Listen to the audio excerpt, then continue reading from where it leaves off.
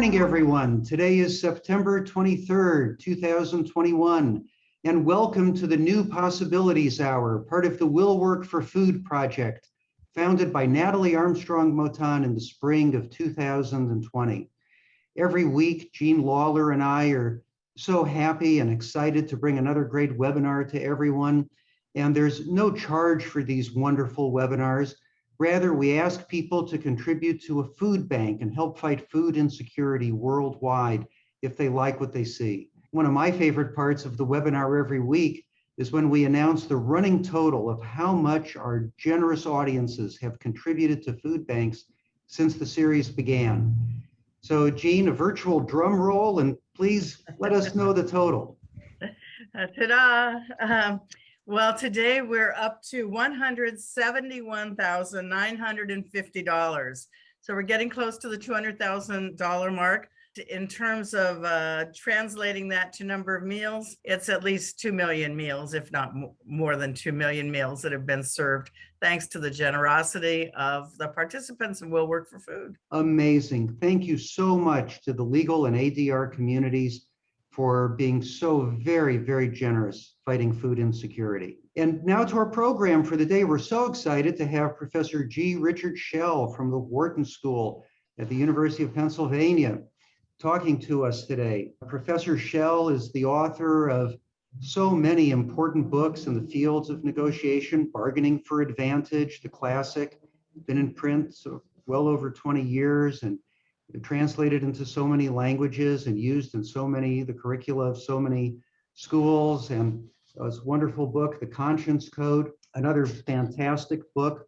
And I'll read you what it says about Professor Schell. G. Richard Schell is the Thomas Gerrity Professor of Legal Studies, Business Ethics, and Management at the Wharton School of the University of Pennsylvania. He is the author of Bargaining for Advantage, The Art of Woo, and the award-winning Springboard, Launching Your Personal Search for Success. He led the most recent redesign of the Wharton School's MBA curriculum and helped create its required responsibility in business course, which inspired the Conscience Code. He has 2 grown sons and lives with his wife, Robbie, near Philadelphia in Wynwood, Pennsylvania. So like they do on late night television, we plug the book, Richard. we plug the book. So now we'd love to turn it over to you. Tell us a little bit about the food bank, or you would encourage contributions if people are in a position to contribute. And then your presentation, our new friend, Professor Richard Schell, the floor is yours. Great. Thank you, Jeff, Jane, and Natalie for inviting me on. This is one of those intentions that's been a long time in the birthing since we started talking about this last spring, and we finally found a date, so it's a pleasure.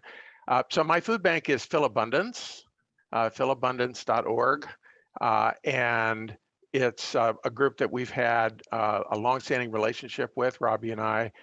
They are really the largest food bank in the city, and they do a terrific job. They're very professional, they're very generous, and they've done a lot of innovative things over the years, especially collecting food from restaurants and making sure nothing gets wasted, and in the pandemic especially really going into high gear to handle the emergency and the food insecurities that people face and still face. So that's my preferred group to be generous to. I in line with that, though, I can't help but also plug and mention I have a long-standing relationship with the United Food and Commercial Workers. I've worked with them for about 15 years and helped them with their collective bargaining groups and stuff. And they represent all the checkout people at Kroger's, and they do a lot of work in the delivery space. And I think, in addition to the people that have been helping with the food insecurities of the population that's been disenfranchised, I think a lot of times the people who are on the front lines keeping the food in the stores under this emergency, don't get quite the same attention as maybe the nurses do. But they're a very important part of the process of keeping us all fed too. So just give them a little plug because they're really great people.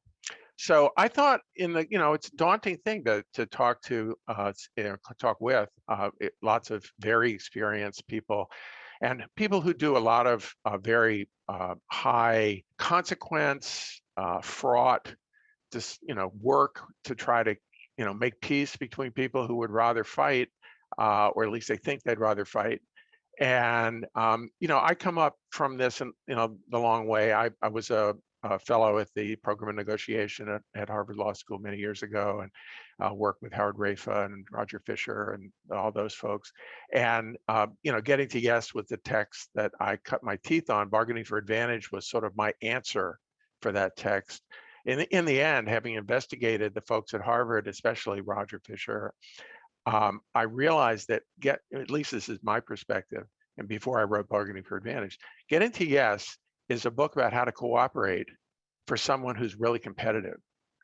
Because once if you ever got to know Roger Fisher, he was a competitive guy, and he was kind of learning to be collaborative and cooperative as a result of his work in international relations and making peace and all the good work they do at the program. And so if the interesting data point for that is the word leverage never appears in Getting to Yes. And as I entered my professional life at the Wharton School of Business, which is a deal-making environment, not a conflict resolution environment, I was using Getting to Yes, and I realized I was teaching deal makers with the wrong book. It's a conflict management book, and a very, very good one. And I teach it as a conflict management book with Bargaining for Advantage as the deal-making book.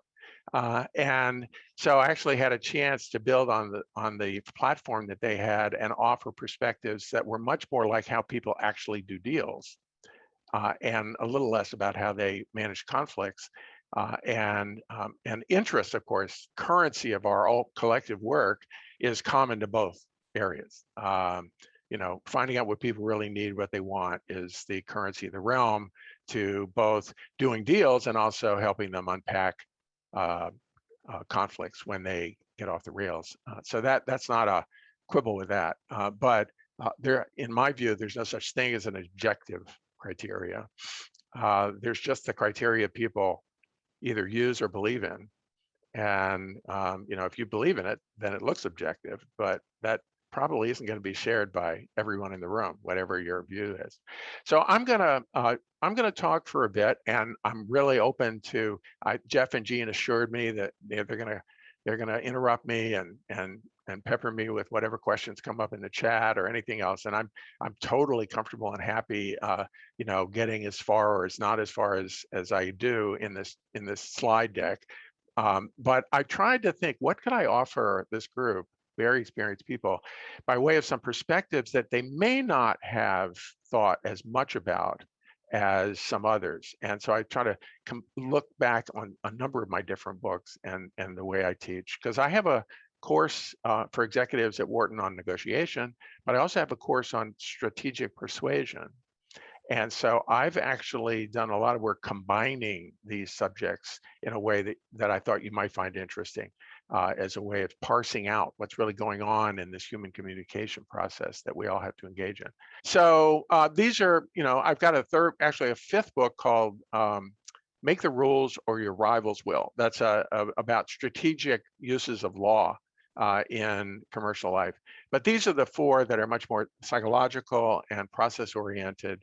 And the Conscience Code is the most recent one. It's about standing up for values in a workplace setting. So it's not so much about resolving conflict as instigating it when the stakes are high enough to be worth instigating it, and then how to do it effectively so that you don't end up having to leave your job or injuring your credibility, but you do it in a way that advances the goal. So that's the array of things.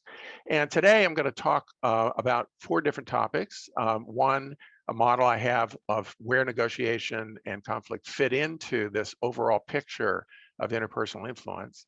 Talk a bit about the foundations for credibility as a psychological factor, which is really important for all mediators and the kind of thing you guys check off quickly, but also affects the perceptions of your parties vis-a-vis each other.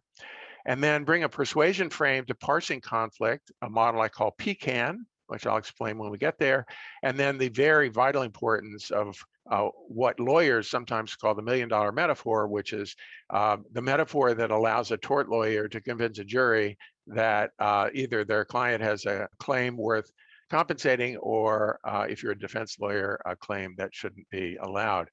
But communicating with ordinary people involves images, analogies, figures of speech that I think are vital tools. And I'll just remind us about that. And then look at personality as a factor, which is in Bargaining for Advantage. I understand you were sent a copy of the version of the personality assessment that I've created for that book. That it comes out of the Thomas Kilmann conflict mode instrument, which is an older and more expensive way to parse the same subject. So I tried to reproduce it in a way that's more related to negotiation, and also that doesn't cost $40 a person to use. So I got a copyright cleared by a very important, distinguished copyright law firm in Washington, D.C. So I made sure to keep it straight. So let's start with the circles of influence. So the way I see the topic that we are engaged in every day when we're mediating or negotiating is that there are three things going on, not one. And the biggest outside envelope is influence. And that is, what are people's perceptions of you? And the most important concept within that is credibility, which I'm going to get to in a second once I just show my perception of what these topics are that we engage in and how they relate to one another. So as I see it, influence is everything you do, verbal and nonverbal, accidentally on purpose, how you dress, whether you speak the language of the other party, whether you are on time, what they think about these important dimensions of you, especially against their expectations. So for example, if you're in a situation in which telling the truth, you would normally think would be something that would add to your influence, is something that actually the circumstances are such that you'd be an idiot if you didn't tell the truth, then you're not going to get a lot of influence by telling the truth. You're going to get a pass. They're going to say, well, this person's got their head screwed on. That's good. They told the truth. But you're not going to get a lot of credit for it. So a lot of influence on the positive side comes from doing stuff that's above their expectations on these virtues. You're more reliable. You're more truthful. You're more compassionate than they had a reason to expect.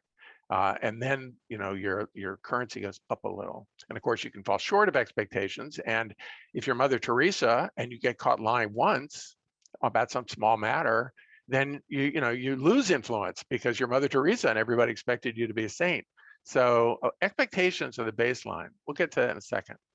But managing them is a critical skill as a result of that. A special kind of influence, as I see it, is persuasion. And we persuade by offering reasons, justifications, data that they will find appealing. So Aristotle pretty much summed up the secret of successful persuasion: know your audience. That's his critical message in the rhetoric. And so that's why it matters so much how you prepare for the group that you're working with, because all of us have our favorite reasons and our favorite data and our favorite justifications that we think are the right and winning ways to think about something.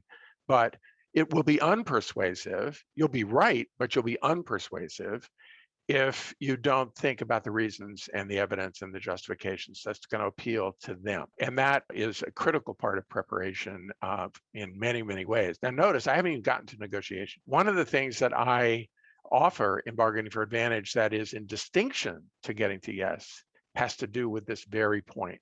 Because my sense is that there are no objective criteria unless it's in physics, and even that is pretty contested depending on the era that you're in. What I say about standards is that they're powerful when they're the standards the other guy believes in, the other side believes in, or that the people believe in, and that they're not powerful when they don't. So then you have a pathway to persuading them, which is offering the evidence and arguments that the standard is in fact fair, or that it's reasonable, or that it's been used many times, or whatever. But until they believe in the standard, it doesn't really have much traction. That's different from just interest. They're going to do it because it's in their interest to do it. One of my favorite quotes of all time is J.P. Morgan, the banker in the 19th century, who said, with a slight modification of gender pronouns, There are two reasons for everything a person does: a good reason and the real reason. And the good reason is usually the standard. It's company policy that we have to do this, or it's good for the community that we have to. But the real reason is usually related to interests. We'll gain more. We won't lose as much. We'll be more influential. We'll be more powerful. We'll have more people following us if this result happens. So the only reasons that really count are the reasons the other side actually believes in. They're not just good reasons, they're the reasons they believe in. And that's when you get some traction in a mediation, when you offer a justification for an outcome that connects to their way of thinking and say, this is something that a member of your spiritual community would find resonant with this value. I would like you to just consider that as a frame of reference as you consider this proposal, or it might be something relating to the importance of family, if that's a high priority, as opposed to just financials, or it may be financials because you've been appealing to their sense of compassion and actually they don't have one. So persuasion happens with reasons, and fairness is a very big part of our discussion in mediation and negotiation that involves persuasion. Then we get to negotiation, which does involve the core of our motivations. People negotiate because they have needs and fears. Just like a snail will move toward food and move away from threat, humans will move toward what they desire and away from what makes them anxious and insecure. And so the negotiation process, as I see it, is the core kind of the core middle part of your brain where emotions dwell. And that means that you have all of the human system in play when you negotiate, because you are working with their perceptions, which is intuitions, instant judgments, prejudices, biases, all the stuff that's just happening at light speed that's forming their impressions about people. Then you have persuasion, which is the cognitive part of the landscape, and you're offering things to try to change their picture in their head about some part of what's happening, what's true, what's going to happen in the future, what's fair. All these are cognitive things. We have to process them in a deliberative way.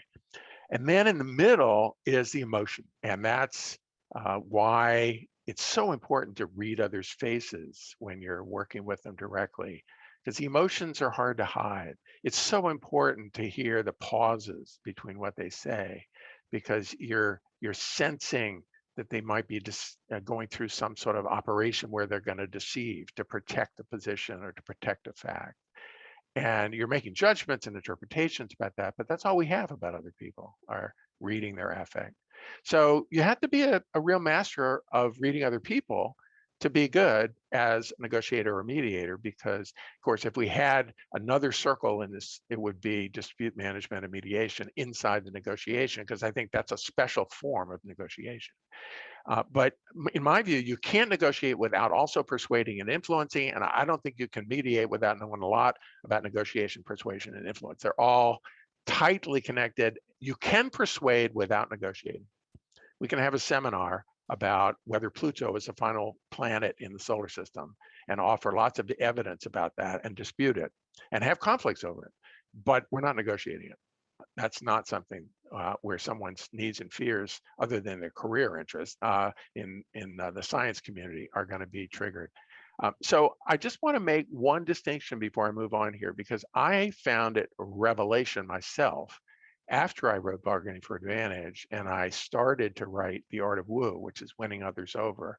It's the art and science of selling ideas. There are two completely different kinds of conflicts, and one is much more difficult than the other. And they relate to this, they both bring influence to the table, but a persuasion problem, the nuttiest and hardest persuasion problem, is a conflict over beliefs. People have fixed ideas, worldviews, things that they're completely wrapped up with in their identity about who they are and what the world means. And that conflict over beliefs, in my view, is the hardest possible conflict to manage.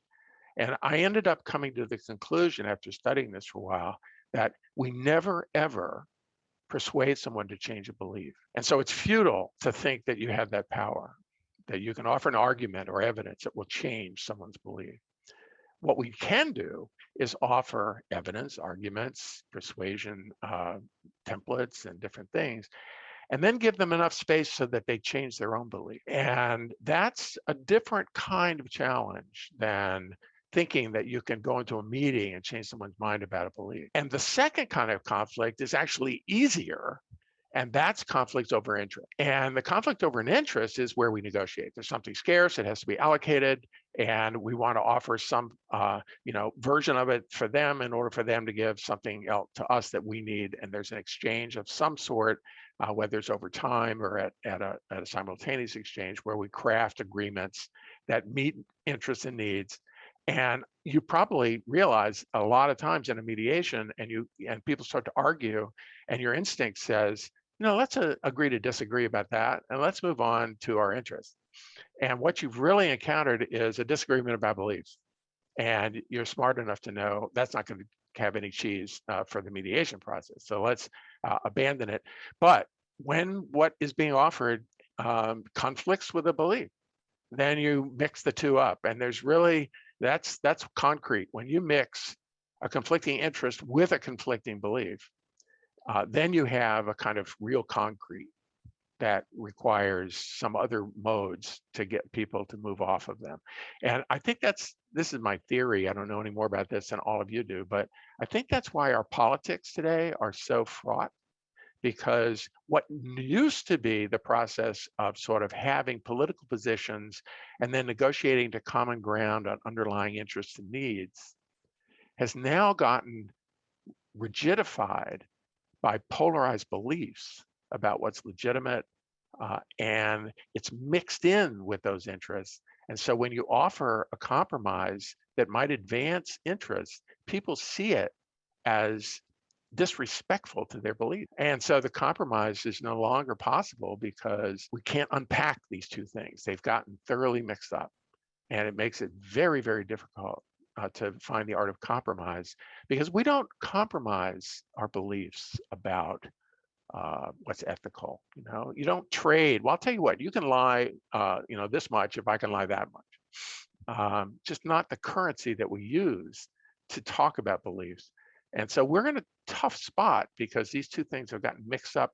They've always been mixed up for some people, but they've gotten mixed up for a lot of people. And so we're in a pickle. We'll see. We've got a reality check coming down the pike pretty soon, because Biden, who's an old school negotiator from the Senate, is trying to bring his team into the White House and say, hey, let's get back to interest here. And his own team is divided on the question of beliefs. And they may be willing to burn down the House because their belief that climate change or social inequality or whatever it is the number one, and they're not willing to say that anything else can be number one. And so, they'll bring down the House. I hope not. But that's the problem. Okay, so this is a model, and credibility, I'll just bring these up quickly, is this influence sector. And this is, again, stuff you all know. It's intuitive, but I do break it out in a way that makes it easier to kind of contextualize. And basically, this is a sort of 80-20 rule. These are the 20% of the factors that make up 80% of people's perceptions of your credibility. And it means that they have to know it. Credibility is not something you have. Credibility is a gift other people give you based on their perceptions that you have the right authority, that you know what you're talking about, that you have experience and competence based on hard-won trial and error, wins and losses, you're battle tested, and so your advice is going to have some wisdom in it because of competence. And notice the difference between expertise and competence. They're related. You can gain expertise by adding to your competence, but credibility for competence is they know you've done it a lot and done it well. Credibility for expertise is my first slide. I got these 4 books up there. And people go, oh, that guy's an expert, he wrote some books. But if I'm going to have surgery down here at the University of Pennsylvania on, a hernia or something, I'm not really looking for the person who wrote the book on hernia operations. I'm kind of interested in the person who does them 20 times a week to work on me, because every case is its own individual item on the distribution of outcomes. And the surgeon who does it 20 times a week will see my little hernia and go, oh, look, this is, I've only seen this twice in the last year. And then they get to apply that problem solving skill. That's not the ideal model. It's the experience that makes it possible for them to be good at it. And of course, all of you know that as a result of your experience as mediators. And then finally, the last one is trust. And trust is, it's funny how this topic works, isn't it? You have influence, which is a fuzzy word. You unpack it, you get to credibility, which is a fuzzy word. You unpack it, and you get to trust, which is a fuzzy word. So it's fuzzy words all the way down. It's like turtles all the way down. So what about trust? So I've investigated trust a little more, and this actually comes from some work I did with the FBI in their hostage coding programs down in Quantico. They sent some folks up to our programs. I went down and worked with them in theirs. And they kind of taught me that, trust comes from a lot of things. It comes from being reliable, honest, has all the Aristotelian virtues associated with trust. But there's a trigger that causes trust to occur and that causes it to disappear in a very short amount of time. And the trigger, which a hostage negotiator has to establish in very fraught conditions with someone who's very, very in crisis, is the perception that the other party is there to help them, to advance their goal, and to give them things that they need at some sacrifice. You can gain sort of reciprocity-based relationship with someone by giving and taking in equal measure. But if you want to gain trust with someone, you have to go out of your way and show them that you're willing to do stuff that's inconvenient or that might make you vulnerable or that might show your weakness. And you all know this from mediations where you've had a trouble establishing rapport, but then you've found a place where you can share something about yourself that you didn't have to share, that shows you're not perfect or that shows you suffered, and that makes you a human, and the other person suddenly sees you in a different light. And it's not just that they see you as having a common background. There's something about the vulnerability that causes this trigger to happen. Now, in business, in negotiations, trust comes from the same thing, but it means that you do favors for people that are out of the way and without looking for a quid pro quo. As soon as you start looking for a quid pro quo, it becomes reciprocity again. And the magic sauce is this: I'm willing to rely on them. Now, the reason I say the trigger is important is because we all know how easy it is to lose trust. And all it takes to lose trust is to do one self-interested thing that confirms their hypothesis that you were actually in it for yourself all the time. And now whatever judgment they may have had that you were kind of in a special category disappears. And winning it back, that perception that you're there as a partner to help them is much more difficult than establishing it in the first. So I think, looking for all those opportunities to build credibility based on trustworthiness is not just, are you as reliable as they expected? It's, are you as more reliable than they expected? Are you more honest than they expected? Are you more compassionate than they expected? And how can you bring that spark to this interaction that allows that magic to happen? Now, as I'm going to leave this topic, but I just want to point out something, because in the wake of my study of this, I realized that there are only two types of people that are truly gifted at establishing trust. And none of us are these two types. So that's why it's so hard for us. The first type is a saint, and they are living lives of self-sacrifice in which they've built that credibility based on being self-sacrificing over so long a period and they've done so much good in the world by doing that we just give them our respect and trust as a result of their sainthood. The second are psychopaths. Psychopaths are glib, charming, crafty, mentally damaged people who are gifted with one skill and they have an entire deficit on the other one, both of which are important in interpersonal negotiations and mediation. The gift they have is reading other people's needs and fears. They're good at perspective taking. They're excellent at saying, what's really motivating this person? What do they want? What's the hook that will get them to move toward me? What's missing is empathy. They have no compassion whatsoever. And so you combine those two, you've got a really, really dangerous combination. And as fate would have it, somewhere between 1% and 3% of people, and the 3% represents business and law a little more than the rest of the community, are psychopaths. They're clinical psychopaths. Now, that doesn't sound like a high number, but if you have 1 million people, that's a lot of psychopaths. And they don't come with a sign like labeling themselves. Like Bernie Madoff, the most recent, very famous version of this, is someone who operated for 30 years, and he's definitely a psychopath. But he was able to manage everyone's perceptions of credibility by being the head of the NASDAQ, by being an expert in investments, by beating the market year after year after year, and by having this, we're in it for you. We're gonna, we're gonna help the temple with their fundraising. We're gonna, help make sure the opera stays in good shape. And it was just a big Ponzi scheme, and he was enriching himself. But there you are. He got away with it for 30 years because he had all the indicia of credibility, and he was utterly trustworthy to his audience, but completely untrustworthy as a human. So don't think you have some gift that you can spot these people. They're hard to spot. And that's why it's so difficult to trust others. So I think somewhere in our subconscious, evolution has programmed us to be somewhat suspicious when we have this feeling of trust emerging, and we ask ourselves, are we ready, for this? That's why marriage is such a fraught and kind of incremental process to find a life partner that we're actually going to believe in for the rest of our lives. It takes time. It's rare. And I think it's because, it's there's a possibility, not trivial, but not common, that you're dealing with someone who's going to, get you to do all the collection of marbles, and then they're going to take them all and then disappear in the sunset. So just keep this in mind. Now, a little bit of persuasion arguments that are in the persuasion literature. And I think this pecan idea, which I'm going to unpack for you so you know what it means in a second, helps you understand where you get disagreements over beliefs in a process of conflict management. Because Aristotle and the great rhetoricians of the classical world taught us that there are many standard forms of argument. There are arguments toward whether to argue on behalf of a matter of truth. There are arguments about a matter of morality.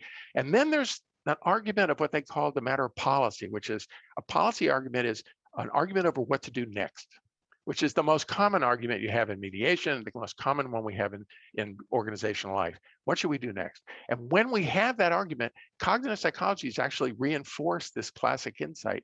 Humans process this in 4 steps with 4 questions. And the first question is when the question comes out, what should we do next? Everybody immediately wants to say, well, what's the problem we're trying to solve? And if you have disagreements about what the problem is, then you're stuck. You can keep going and arguing, but if they don't think that problem is the same as you do, or the 2 parties in the mediation don't think it's the same problem, you're just talking out the window and you haven't connected them yet. So one of the things about this, you have to keep people on the dance on the same page as they take each step. So the job of the neutral is to redefine the problem in a way both sides can buy into it, which means you have to kind of get below their statement of the problem to some, well, it's the problem is that, you, husband, are a bully. No, says the husband. The problem is you, spouse, are, untrustworthy and you betrayed me. And the mediator says, well, thank you for those problems. The problem is, how can we fix this for the children? And now we've redefined the problem. And hopefully they both buy into it. But until you get there, they're stuck at the problem. The next thing humans want to know is, how did we get here? Given this problem, what's the story? And if you tune into any congressional hearing, that's what's going on at the congressional hearing. Something bad happened and people are testifying that it's the other people's fault, that's why we got here. Now, I think causes, which often are where blame comes in, is the kind of thing mediators ought to finesse. And that is say, well, there may be many reasons and many stories about how we got here, but we're here. So let's see where we can figure out a way to move forward and agree to disagree on our stories. Because in fact, causation, even in science, is always indefinite. And so getting agreement on causes, you can stay there for a long time and go nowhere but circle, but they will want to go there. So it's really important that you know about C. And then finally, third, answers. So each side will have their favorite answer. Well, you should give me the house, or, well, you should, forego alimony. And you have to move them off commitments to those answers to options, which is the classic getting to yes insight. And then you have to sell them. And the last thing is, what's the best solution for all, relatively speaking, that's better than status quo? And so you have to make the offer, and this is where persuasion comes in. You offer the evidence, the justifications, the reasons that both sides can buy into, at least in part, that allows them to say, oh, well, okay, I'm going to concede part of my favorite answer in exchange for part of their favorite answer, and we'll come to something that gets us there. The thing about this structure, PCAN, is that it applies in all cases of issues of policy. So if you're in your firm trying to make an argument about strategy, it's exactly the same format that you're going to have to use eventually with the team that's trying to devise a strategy, because you're going to say, well, I've got this strategy suggestion. Here's the problem we're trying to solve. Here's how we got here. We don't have an office in China yet. Here's my proposed answer, which is it's feasible, it's legitimate. We can partner with another law firm that's already there, or whatever it is. But now here's why it's the best answer, all things considered, against doing nothing or anything else. And so your argument will structure better, it will be more persuasive, and your audience will follow it if this is what you do, because in the end, that's what their minds are doing anyway. And I think in mediation, it's really important to recognize that this is where it can go off the rails. It can go off the rails at any one of these 4 steps. And that it's not about negotiation, really. It's not about interest necessarily. It's about the structure of the rhetorical problem. And so I offer that to you as a perspective. And then, images, you all know this implicitly, better metaphors eat data for lunch. If you have data, but no story about the data, you're not going to be persuasive. It's just going to be a bunch of numbers. So I think usually it's really important. Lawyers know this when they're in tort cases. That's the $1 million metaphor. What's going to be the metaphor that's going to keep the jury on your side. And I think when you're in the room, people will bring implicit metaphors. If you treated a dog like you're treating me, you'd be arrested. That's a perspective on the other side. Where I live, we still believe in handshakes. You gave your word. That's another metaphor. And culture, age, all these variables that come into who people are will affect the metaphors that they find persuasive. I would just offer this perspective, and then we'll get the personality. I learned this as a teacher early, and I think it's why I'm a successful teacher in my little world. A mentor told me, went to a class, listened to me teach, and then came back afterwards and said, Richard, you know a lot. Let me offer you a perspective. No one in your class will ever learn anything except on the foundation of what they already know. And so your job is to build a bridge between what they already know and what you're trying to tell them. And metaphors are really good bridges, and they're very efficient. If you can say, like in the Cuban Missile Crisis, in the moment when the Kennedy brothers were sitting there and they were being advised by their military people to bomb Cuba with the surprise attack. And you may remember Robert Kennedy gave a little note to his brother in writing, and the note said, "Now I know how Tojo felt just before Pearl Harbor." And when John Kennedy read that note, the whole meeting changed, because that metaphor projected him into the role of the Japanese emperor bombing Pearl Harbor. And he didn't want to be that person. And so from there on, it was, okay, that's off the table. How else can we solve it? So that one metaphor, which Robert Kennedy came up with, in the moment, was actually enough to completely change the course of history. And that's what you're looking for in the room. What's the metaphor that you can make that sells the proposal, that sells the agreement, that sells it makes it seem vivid and likely and fair and legitimate and part of their tradition to them. And that's hard. So you have to be trolling for that all the way through the process. And so in the end, the world's complex. You have to make it simple. The world's uncertain. You have to recognize that they work on beliefs, not on uncertainty. The world's slow to change. Your job is to inject urgency to move them to action. That's where deadlines and other things come in handy. And the world is, in fact, fact-based, but stories are what give facts meaning. And so you have to be a gifted storyteller to bring those facts to life. So this is just a little template of things you might want to think about when you feel you're in a tough spot.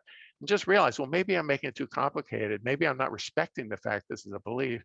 What can I do to inject urgency that I haven't done already? And what's a story I can tell about what this is all about and what's going to happen if we don't resolve it? Personality, which is the assessment you gave, is something I've used for decades, and I got it from the Thomas Kilmann instrument in the first place. I was working at the Harvard Program of Negotiation. This was part of the curriculum I inherited early in my career, and I really think it's insightful and important that people have. You can't give this to your parties and say, here, take this assessment, then I'll know how to deal with you. In a negotiation sense, it helps if you know your own style and have some sense of your own personality and the intuitions. Because this isn't about behavior, it's not about skill. There's one person we talk to more every day in our lives than anyone else, ourselves. And so this is kind of unpacking the conversation you're having with yourself when you're in a conflict or negotiation mode. And the voice that's coming up from below is, hey, let's get along to get along. Let's get along, and just kind of give something up and get along. Or let's avoid this. Let's sidestep this. Let's defer it to another day. Or let's split the difference. Let's get this behind us. Or this is an interesting problem. Let's unpack it and spend lots of time on it and get all the interest and really drain it. Or I'm going to win. How do I figure out where to get in this room so I can win? Those are the impulses coming up based on stimuli. And some are more vivid than others. And that's why the assessment's helpful, because if you score a high score on one of these, it's going to tend to make it more of a persistent voice. If you score low on it, it'll be a dimmer voice. And you can still do all these things, of course, but you're going to have a bias about which ones you get to first. And then you have to talk back to that voice a little bit when your judgment says, wait a minute, this is not really an appropriate situation for this voice to dominate. So Jeff, you and I were talking before the program started, and you told a very interesting story about your own taking of this assessment and an insight you had. So I wonder if you could share that. Yes, thank you, Richard. Being just a little vulnerable about it, I mentioned to you that when I took the assessment last night, I was a little surprised at how high I scored on the avoidance scale. And I was, triggered all sorts of thoughts about my upbringing and how my parents behaved towards conflict and all that sort of thing. And I was thinking about a personal situation with a family member where we're trying to work out a solution to a problem. And I thought to myself, gee, I am in too strongly in the conflict avoider or perhaps accommodator mode. And maybe it's time just to say, look, there's a way this thing should come out. It's fair to everybody. It kind of goes by the rules of such situations. And it gave me the insight to fight my instincts and fight my tendencies, where doing so wasn't really serving anybody's interests, least of all mine. Yeah, and I think that's what happens when you take an assessment and you're honestly answering the questions. The questions are obviously going to change the answers depending on situation and you're talking with. But if you do it in a neutral frame of mind where you're just saying, well, on balance, which of these two things feels more like comfortable for me or the place I like to be, and you just sort of answer them all 30 times, and you get a pattern where you defer the conflict. You like. You have peace and harmony as a preferred way to operate, and you see the pattern. Then you recognize the voice of, oh, maybe we shouldn't just wait another day and see if this doesn't go away, or maybe somebody else will come and they'll do something and I won't have to deal with it. And you recognize that's a pattern, and it's often functional, but in certain situations, it's one your judgment might override. And so that little moment, that synaptical moment based on the assessment, I thought was just a classic situation where it added some value. My older son did a mediation program at his high school back in the day. He went to Germantown Friends High School, which is a friend's school out here outside of Philly, and they have a 6-week period in the winter semester where they go do community service, and they just stop school for the class and out they go. And he got in a community mediation program in one of the neighborhoods in Philly, and they gave him this assessment as part, it was the Thomas Kilmann version of it, but they gave him this as part of his sort of onboarding and stuff to help him think about mediation. And he scored, his 2 high scores were in accommodation and collaboration. And he went through that mediation program like a hot knife through butter. The feedback was, he's gifted. He knows how to do this. He's like, he's got the instincts. And it occurred to me in light of that one data point that being high avoider means you're diplomatic, you're tactful, you look for ways to diffuse confrontation. It's an automatic processing thing. You did it before your kid's wedding and you didn't want to create the seating that would cause people difficulties, And collaboration and problem solving is sort of this deeper dive into what the situation is, what the real problem, how can we bring people to some understanding about a common problem. And that's also, if you're high in that automatic pilot, you love to unpack problems like that. You love the process of socializing problems and getting them out. And the other 3 are perfectly legitimate things. Accommodations about empathy and wanting to help other people, compromise about kind of closing and finding good standards or reasonable standards that can just face-saving standards that get us out of this problem. And then competitiveness is, trying to win. With certain situations, you want to get a better price for a car. It's good to be competitive and not silly about that. But I did think it was interesting that avoidance and collaboration are 2 behaviors that mediators use a lot. And if the assessment were to show that you were high in them, either by virtue of having a lifetime experience, which that can affect your scores, or just by predisposition, that's sort of interesting news for a certain kind of mediation context. I mean, I personally think people trust other people who are like themselves. And so it could be that if a very competitive person is in the mediation, they may need to see a flash from you that you're willing to stand up for yourself in the process in order for them to go, oh, okay, well, this person's, got a backbone, so I can trust them a little bit. They're not going to get manipulated by the other side or whatever fantasy is going on. I mean, there's a wonderful quote. I'll get you to my next slide on this. So why it matters, I think, is it's a source of behavior. And, it's easily overridden by judgment, but it's still there. And then the impulses can be important, and it's good to know about them. This gets me to the insight I was about to share. It's also important because the thief thinks everybody steals. And that's an American folk saying. But if you're highly competitive, you really believe other people are competitive somewhere until they prove they're not. And it's hard to get to that place. And just think of our last president, competitive person.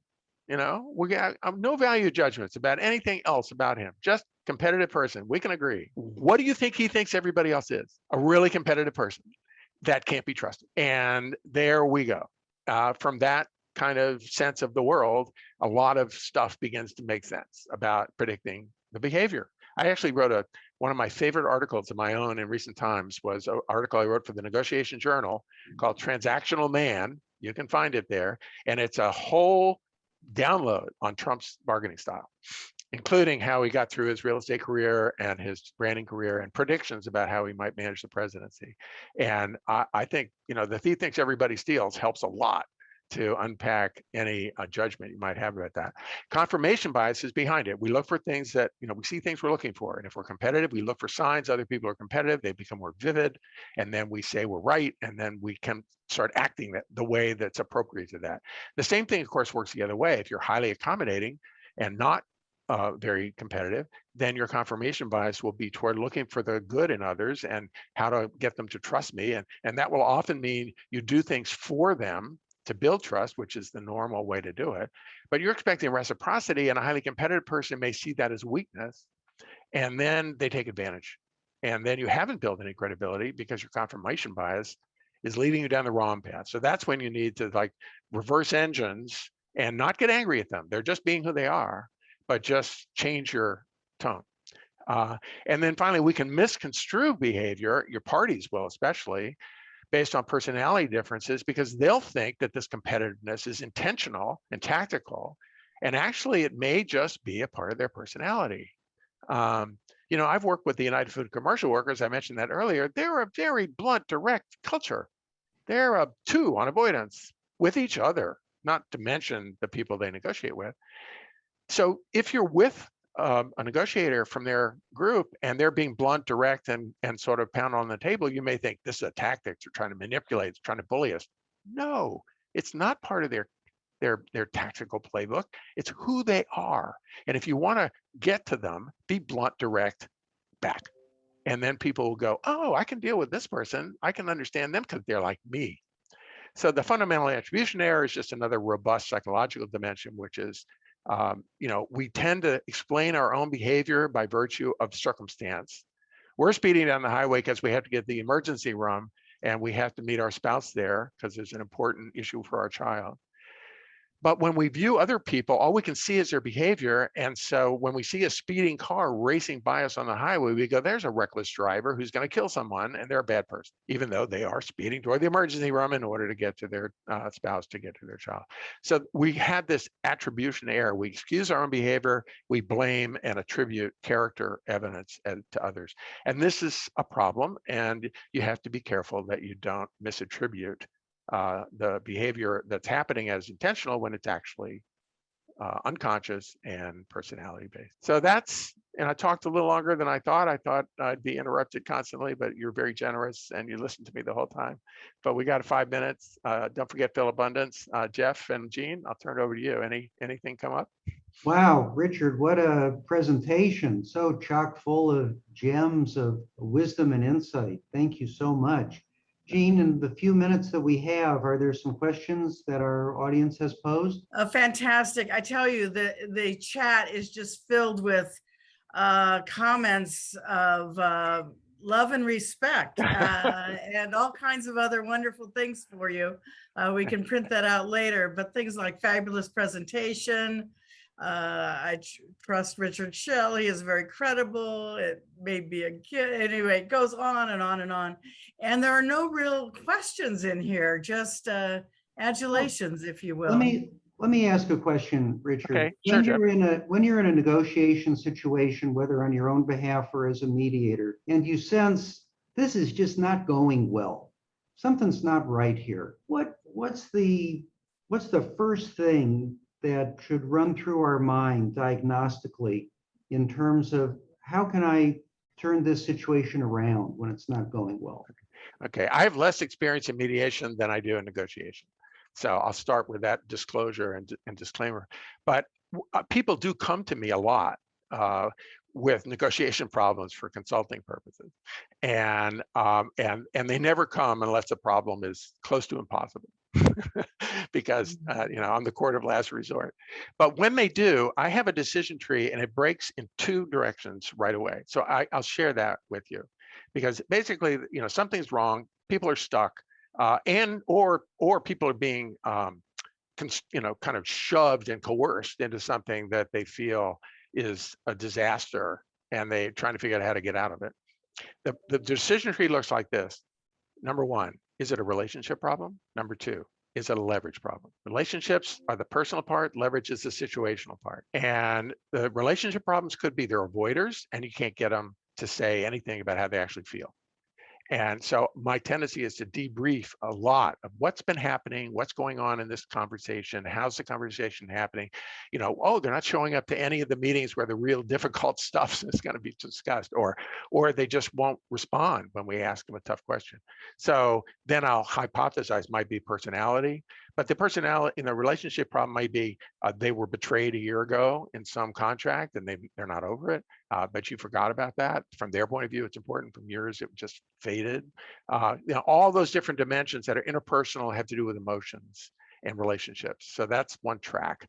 And then the other is a leverage track, which is, the other party, usually the one then consulting me, thinks they have a complete advantage in the negotiation and are being bullies. And so my move there is, let's investigate this situation and find the weaknesses and vulnerabilities that they actually have, and let's analyze them a little more vividly. And then let's look at your position and see what possible losses the other side might face, small or large, if you were to walk away. And the losses could be multidimensional. I mean, it's simple. Walmart is negotiating with a tiny little products company, but they have a really kind of unique little like product for skincare or something. And Walmart says, well, here's our price, end of story. And so the guy comes to me and says, well, what do we do? It's Walmart, and we need the contract. And I go, absolutely, you don't want to break the contract. But let's think about how hard it would be to replace you. And so then you kind of go to what's the unique proposition? What would the switching costs be? What would the inconvenience be? What would the customers who've come to rely on this product think of Walmart if they dropped it? So there are all these little nuanced things that just add a little dimension of leverage to the weak guy's side, and then send them back into the room with a conversation about how everybody can win by making some small modification that's more than zero, but not anything close to what they want. So it's those two factors that I would point to first. And I guess in a mediation, when one side is bullying the other and overbearing, it could be personality. In that case, you've got that kind of problem. It could be you've triggered a belief and they think it's threatened. That could be a problem. Or it could be that they think they have all the leverage and they need to be educated a little on what the alternatives really look like. And if you don't have the influence to deliver that message, look to see who is credible to them and who they trust to deliver the message. And so those would be some things that I would think about. And in those leverage situations, what role does reciprocity play? Leverage is suggesting you might do this. Yeah.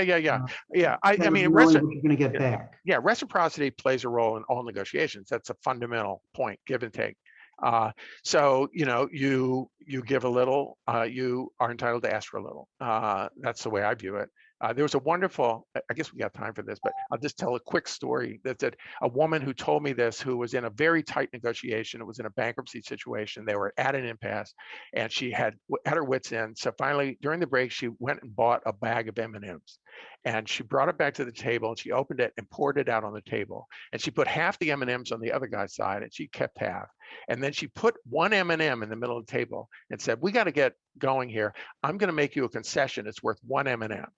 And she made the concession. And then she looked at the person and said, now it's your turn. And so the guy kind of went, well, it was sort of playful, broke the mood. So he took an M&M, he put it in the middle of the table and said, okay, that's my one M&M concession. And she said, that's not worth one M&M. He said, yes, it is. And she said, well, okay. And then she put two M&Ms in and she made it a little bigger. And then he cut in two. So you see what happened was the M&M process broke the impasse by making it just so small, just worth one M&M, but it got reciprocity going again. So that's what you need. It's like a pump, got to prime it. And well, that's a sweet note on which to end the conversation because it's 9 o'clock and we promised our audiences that we begin on time and we end on time. Professor Richard Schell from the Wharton School at the University of Pennsylvania, what a fantastic hour. Thank you so much. Thanks so much to Natalie Armstrong-Motan for founding the Will Work for Food project last year. Jean, my wonderful co-host on these webinars. Thanks so much. We had over 85 people here at the peak. Please contribute to philabundance.org if you can. Please let Natalie and us know the contributions. We'll be delighted to add them to our running total. Professor Richard Schell, this was just fantastic. Thank you once again. And with that, my friends, we are complete.